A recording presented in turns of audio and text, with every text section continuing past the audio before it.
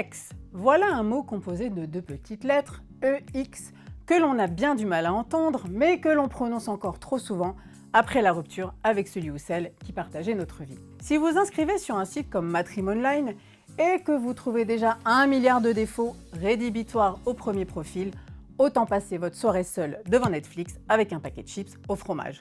Vous reprendrez le régime demain matin. Exemple, il mesure 1m78, vous voulez un homme d'1m80, comme votre ex. Si, vous l'aviez mesuré, vous en êtes sûr, et il le faisait bien ce mètre 80. Autre exemple pour les hommes, vous refusez d'écrire à cette femme qui vous plaît, tout ça parce qu'elle dit ne pas aimer les fumeurs dans son profil?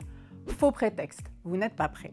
Pour être clair avec votre ex, il faudra aussi accepter d'affronter ce vilain téléphone plein de souvenirs que vous jurez tous les soirs de transférer sur une clé USB enfouie dans le tiroir de votre bureau. Bref, si vous n'êtes pas prêt à prononcer un nouveau prénom, donnez-vous le temps.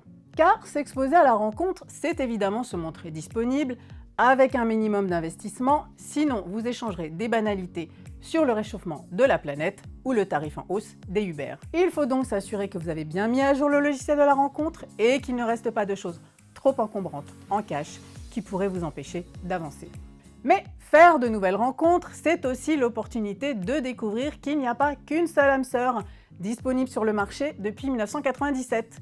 D'autres célibataires sont là, dans l'ombre, prêts à matcher, si vous acceptez de vous connecter à votre Mac ou à votre smartphone. Si vous êtes prêt à faire de nouvelles rencontres, votre vocabulaire lui aussi pourrait changer. Alors on ne prononce plus le mot ex, mais next, par exemple. Allez, au suivant!